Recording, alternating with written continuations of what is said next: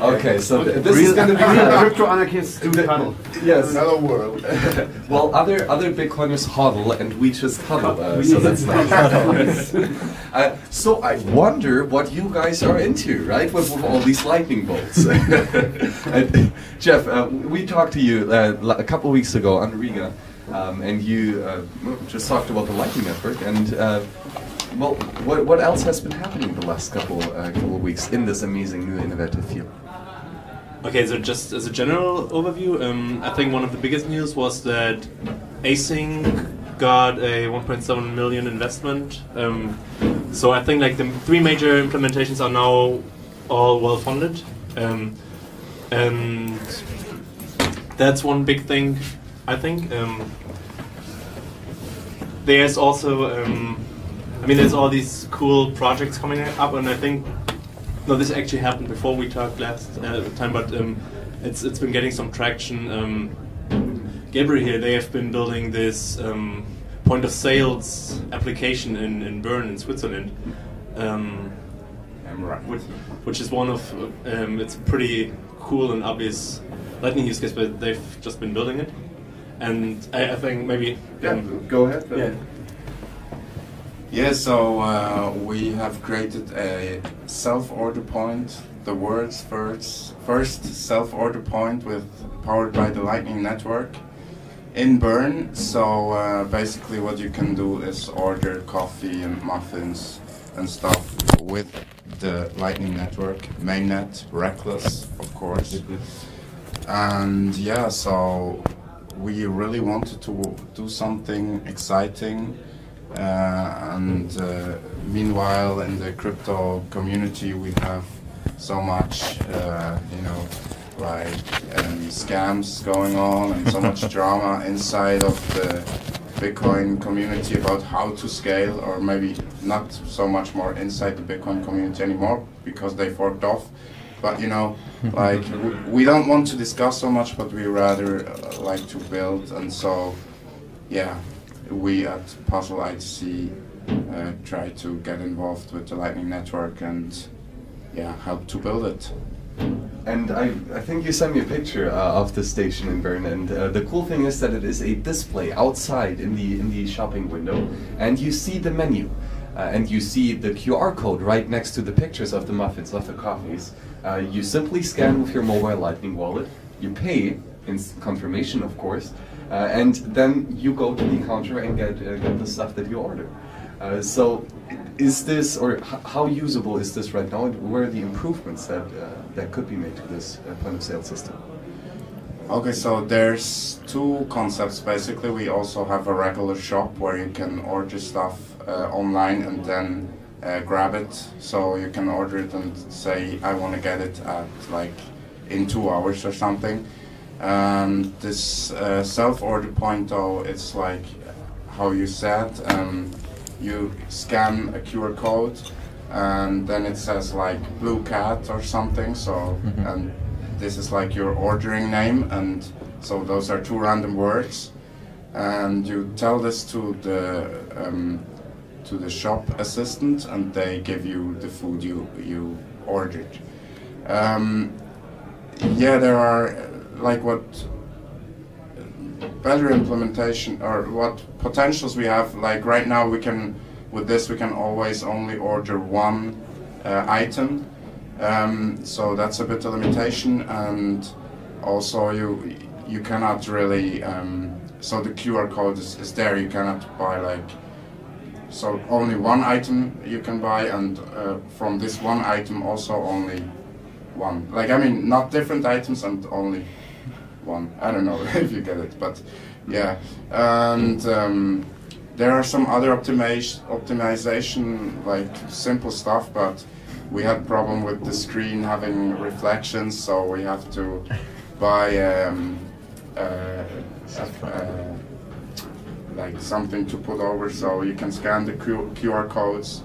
And yeah, but generally it's really smooth and people are happy and enjoying it, and some people are even traveling to Bern just to have this experience. Yeah. So you have a storefront in Bern, Switzerland, where people can buy actual coffee with Lightning. That's right. We sell, of course, bloccacinos. Do you have any Roger Ver drinks? Maybe a Jesus smoothie or something nice, yeah? Right. Yeah. You have like special names for them, right? Yeah, we have the names. I don't remember them right now. We have Tasty Bites, like bite written with Y. Yeah, yeah. Of course, that's the muffins, and we have Liquid Lightning and all kinds. Yeah. So you should go there and check it out. Yeah. Cool. So, and what is your name, and what are you working on in life? Hi, I'm Stefan, and I'm a little different than the other guys because I don't build so much. But though I did. No, I did. I actually built something. I forked but it's not a lightning. Okay. No, I forked the samurai wallet.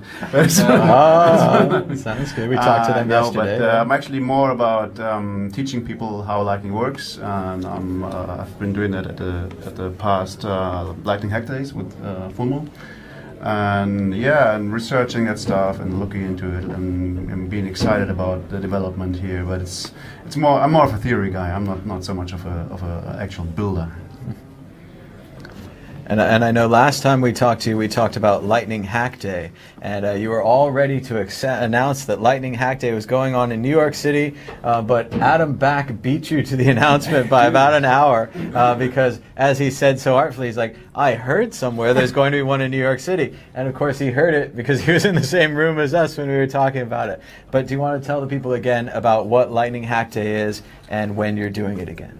Yeah, so the Lightning Hackday, we've been doing this for 3 times now in Berlin, and Stefan was also greatly involved with his Lightning Street Theater, teaching people about it. So the next edition is going to be in New York City on October 27th and 28th. We are partnering up with some great local partners. It's the Blockchain Asset Forum New York University Stern Business School and BitDevs New York City, which is probably one of the biggest and best Bitcoin developer meetups in the world, I would say. So and also of course New York is a we were lucky enough to get a place on Broadway, which is sponsored by the Flatiron School, which is pretty cool. So we're right in the financial district, and we're like in the Big Apple. And these guys are coming. They were actually the first ones to sign up. Once again, first. And from what I heard, they're maybe planning to present yet another quite interesting first project. But take this as a teaser. I don't want to spoil anything. And so the Lightning Hackday itself is a originally 1 day. Now it has extended to 2 days event. 2-day event where it's a mixture of a conference a little bit, but it's mostly a barcamp / unconference, and also a hackathon. So the idea is to gather people together to build and explore the Lightning Network, to ask questions about it, to find the people, to meet the people who are working with it. We have Lightning Core developers coming. We have people that do implementations, so Christian Decker will be there. He's basically one of the co-inventors of Lightning. I mean, he got beat by Joseph Poon and Ted Streicher. Matt Corallo is going to be there, who's working on a Rust implementation for Lightning. We actually just talked to Peter Todd yesterday, and he said he's going to be there. So, and he's going to talk about. I think he's taking a more critical approach, and he's going to.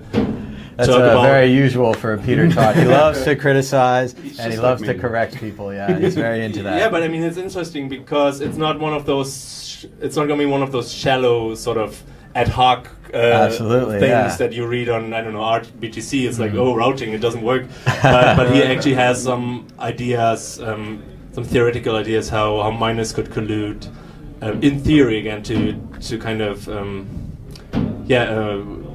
sort of infiltrate the Lightning Network, if you will. But he's going to talk about that in New York. And we have Kenichi Korimoto from Nayuta again. They're building a Lightning implementation in C. He's flying in from Japan.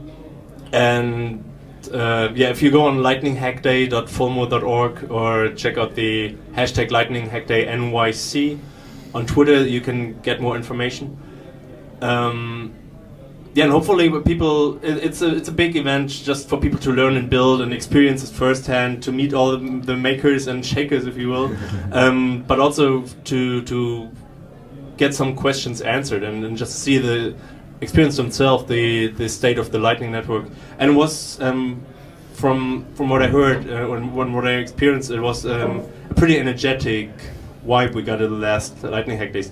So similar to what's happening at HCP at the conference here, which also personally kind of inspired me. Being here the last years, I took some inspiration toward the Lightning Hack Day. I have this sort of hands-on experience, and I really like about this place, Pioneer Polis, is that they don't just talk the talk, but they also walk the walk. That's so right. You've probably talked about this a couple of times, but if you go up to the cafe, the whole place only takes Bitcoin and Litecoin. That's right. Use these No, things. yeah, they have this hardware wallet. It's not very secure, but it is very handy. Yeah. Don't let any woman push your buttons. She might want more than you're looking to give up. Yeah.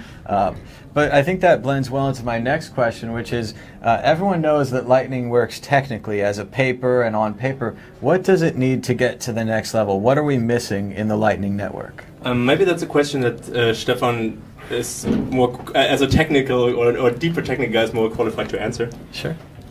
Actually, I think there are quite a few little bits here and there that are missing. Like I'm really excited about November. There's going to be a spec conference in Australia, I think, by Adelaide. Yeah, by Rusty Russell is organizing it with the people who are really into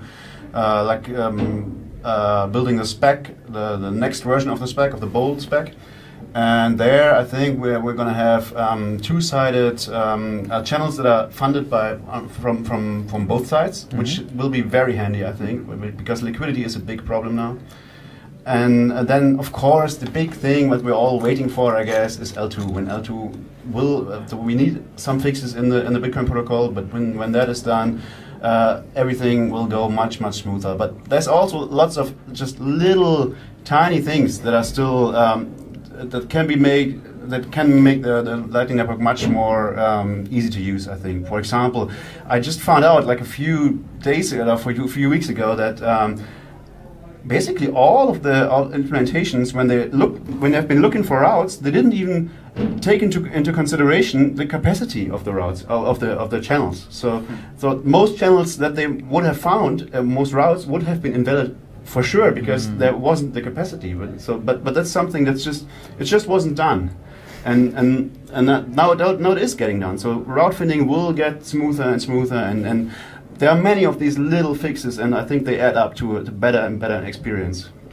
I know for me personally, I'm still waiting for an iOS wallet. I have a beta version of Zap, and I finally got to test that Lightning, and I was all ready to test it, and everyone's like, we're doing mainnet Lightning now. We're incompatible with you. Where have you been? And I'm like, I've got the test flight. I've got the beta version. I really thought I was getting close to sending some Lightning, but I'm not quite there. I went shopping for Android tablets and phones today, but I couldn't find the right one. I don't know how to buy them. It's very different than iPhone. You just get the new iPhone and you say, hey, that's good, I'm done. Android, it's like, you need marshmallow, you need nougat, you need Oreo. I don't know what kind of things are going on over there, but I feel stupid for not knowing how to use it. So I'm going to get one soon. And Samurai was talking about all their great features, and again, I'm missing out on iOS.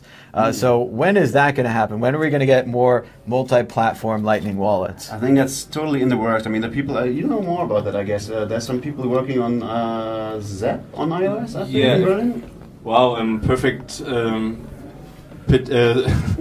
We're actually having a meetup in Berlin on Monday, so in 2 days, and the iOS developer of Zap is going to be there and present the Zap wallet for iOS. So I'm not sure. The answer would probably be they're going to release this year. 2 weeks. 2 weeks. 2 weeks. Everything's in 2 weeks. Yeah. Yeah. So from what I know, I think this is iOS Zap wallet is closest to a proper release, so you can put it on the iPhone. For now, it's already working if you connect it to your own node, so it's not. I made my own node. I got a DigitalOcean droplet. I ran some Linux commands. Apparently I skipped one. The chat was going crazy. No, no, no, you skipped one. I'd never used Screen before, but basically it's a way to run a process in the background, something I'd done on Windows and maybe accidentally on Mac, but never in Linux on the command line. I figured it out and it worked fine, but I looked like an idiot for a while there in the test video. It's always when you demo something live and you don't, Julia Child do it beforehand. Oh, here's the amazing cake. If you don't do that, you kind of look dumb sometimes, but also I think people can learn from that, and they can learn from my mistake that I skipped that step, and that there is help out there. Like the people in the chat, and even Zach Mahlers himself, or Jack Mahlers, I keep calling him Zap Mahlers, but he was there himself, and he was like, no, you skipped this step again. And I don't know if the document was hard to read or I was just rushing through it, but you got to follow all those steps if you want your Lightning wallet to work. But yeah, I got to testnet, I just haven't gotten to mainnet yet, so I'm getting closer. Yeah, I mean, it's still building time. I would hesitate to say, even though there's some projects that are more consumer facing, but also you guys are just mostly doing this to try out the technology, right? Or do you think it's like what are your experiences from the consumer side? Do you think it's consumer ready, or does it take some more time? I mean, the problem still is for most people that they first need to get any bitcoins there. So the switch from Bitcoin to Lightning Bitcoin is then easier, but still, yeah, we need more software, we need more wallets. And it's still a bit tricky. They cannot just download the wallet, they need to open manually a channel. So we would always instruct people that how they could make a channel with our node. So yeah, I think autopilot will be very beneficial there once it's out or once it's coming. Yeah. I forgot your question though. Maybe I can rephrase it a bit, because that's something that I was wondering myself a lot. We have like 7 billion people who have no clue about Bitcoin. Right. And Bitcoin cannot on-chain scale for that many people, right? So if we first have to onboard them on-chain to then onboard them on second layer, that's going to introduce a lot of friction. So is there a way for a complete no-coiner to accept Lightning Network payment first without having Bitcoin on the base layer with any transaction? Well, basically what you could do is send an amount on-chain, and by that opening a channel. So there is still one on-chain transaction needed, but then at least he would already be onboarded on Lightning. So that's one solution I see. I don't know if you have any other. Yeah, I think you need one funding transaction.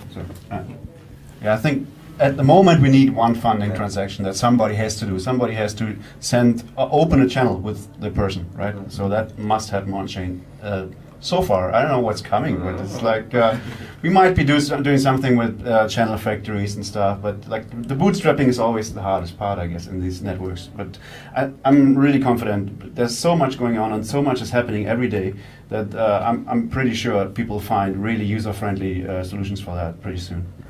Yeah, I mean, there was one interesting project where Bitrefill they cooperated with Bitcoin Wallet for Bitcoin and Lightning Wallet for Android, which is another one of the other existing wallets for Android.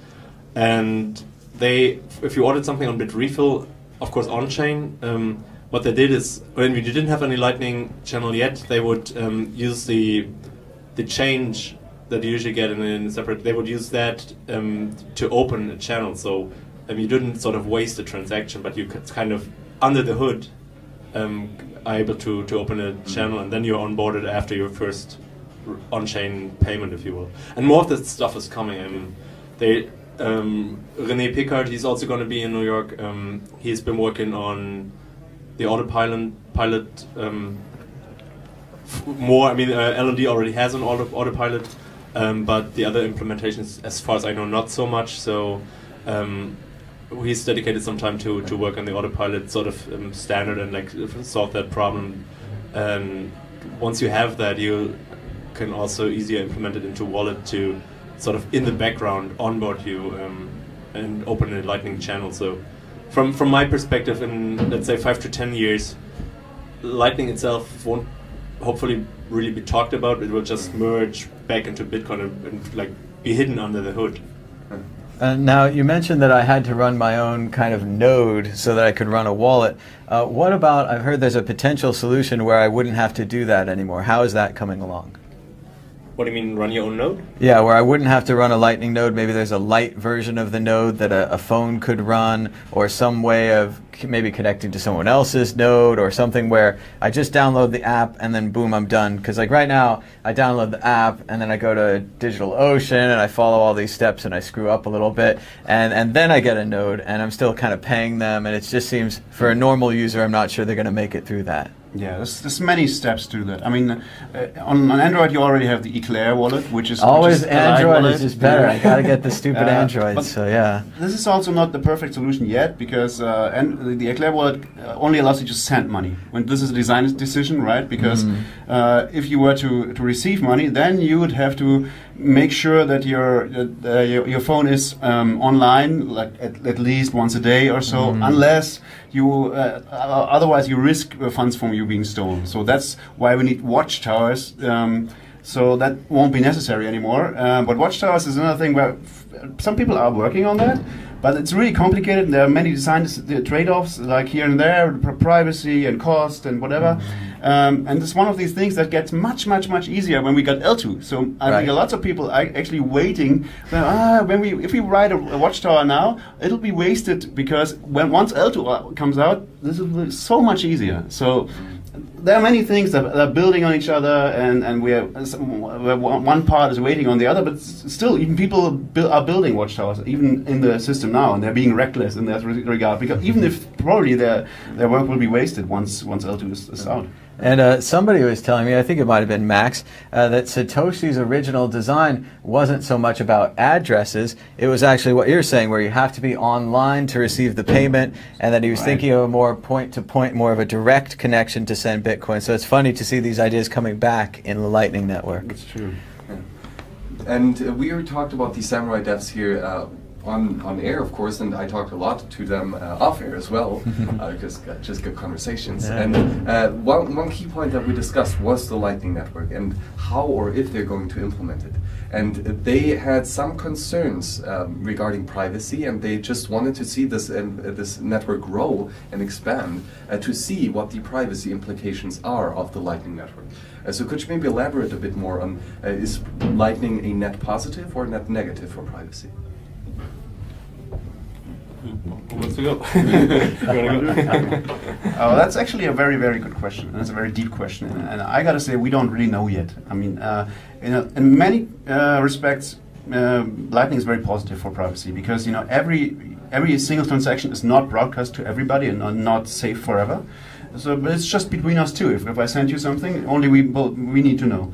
But on the other hand, what you do when you open a channel is you publish an on-chain transaction, and you link it to your public key and to your internet address, to your IP address. So that's very bad for privacy. It might be, at least. So I would actually argue that probably the best way to run a Lightning node today, and probably in the future even more, would be across Tor. It should be like standard. Everybody would only run it across Tor. So then one big privacy no-no goes away, or is at least mitigated very strongly.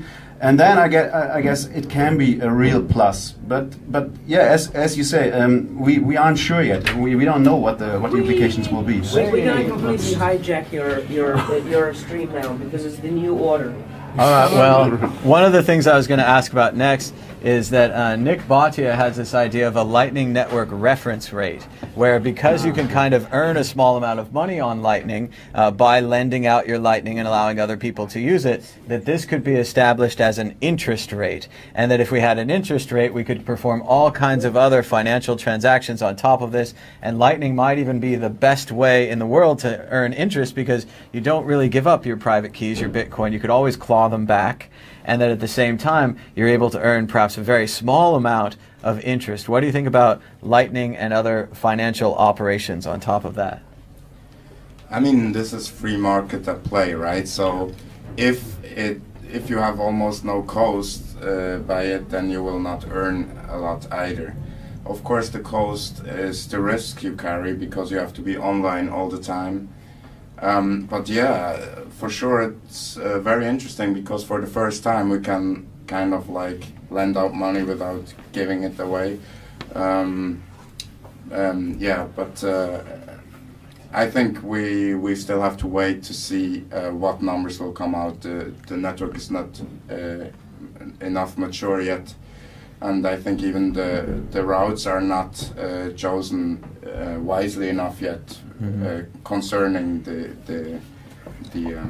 the cost of the route. So. Well, and especially they said one guy was able to run his node more efficiently, so he made more money with less, whereas someone else had much more money and they made much less. So there is a difference between how you run your node, right? Yeah, that was Alex Bothworth versus Andreas Brecken. Right, yeah. right. It was a fantastic contest, and it was really surprising to see the guy with less money make more. And it really showed that there is some kind of a skill or an art to running these nodes, at least right now. And if you had a good operator, you could make more interest. And what you bring up, the point is really interesting, that you can lend out money without giving it away, right? And if that would actually be possible, then this would be probably the first counterparty risk-free interest rate. So are there any counterparty risks in Lightning that I might be not seeing here? Well, in Lightning, the basic principle is that censorship becomes stealing, right? So you have to be sure that the base network cannot be censored. We believe that in Bitcoin that is the case. We haven't seen any censored transactions in Bitcoin, and that is very important. But in Bitcoin, it's just a goal. In Lightning, it's an assumption. So it's a different security model. So in Lightning, we have to assume that Bitcoin is censorship-free. If we cannot make that, then Lightning is not secure. And of course, but I think practically the much bigger threat is that you have your funds online. That's what you have. So it's really reckless to put large amounts of funds. Like Andreas Brecken, he put like, I don't know, $150,000 or something. You gotta bet big if you want to win computer. big. You gotta get in that market, right? Yeah. So that is, I don't know, that's really reckless. Well, I mean, but you have hats that say reckless, so I guess Sure. the meme war is strong, and if you represent with hats, then that's what we're gonna do, right? Proof of hat. Yeah, there's this proof of hats and all kinds of new memes coming up. That's right. And there's also one thing that it's maybe a little random, but we're kind of being pushed out here, it seems. No. But so there's also an interesting thing that's there's actually a project by Giacomo, the RGB project or RGB protocol, which might add new non-financial features, Bitcoin assets on top of Bitcoin, and opening up Bitcoin once again and more efficient to all these NFTs and tradable digital goods that kind of Ethereum has claimed right now for itself. But actually there's a guy who knows more about that. His name is Theo. Where might we find that? We might have to look for that. So yeah, I was just going to say. And we'll have someone from Room 77 coming, and they even did Lightning transactions at Room 77. Yeah, exactly. So Jörg is going to be on with soon, hops. I guess. I heard even with hops. Yeah. Hops and beer. Yeah. Yes. So I don't know. Yeah, sure. You wanted me to ask about the Lightning Hackday in New York on October 27th and 28th again, where you should all come? New York City, that's right. Oh yes, please insert your shilling right here. lightninghackday.filmo.org. Very good. Check it out. Thanks so much. Go ahead. Thank you, guys. Yeah. All right. Thanks so much, Lightning Hackday, and thank you guys for your work on the Lightning Network. It really is the future of Bitcoin. And claps from the audience. Thank you guys so much for coming by. Great show. Somebody got a big knife. Thank you for having us. Yeah.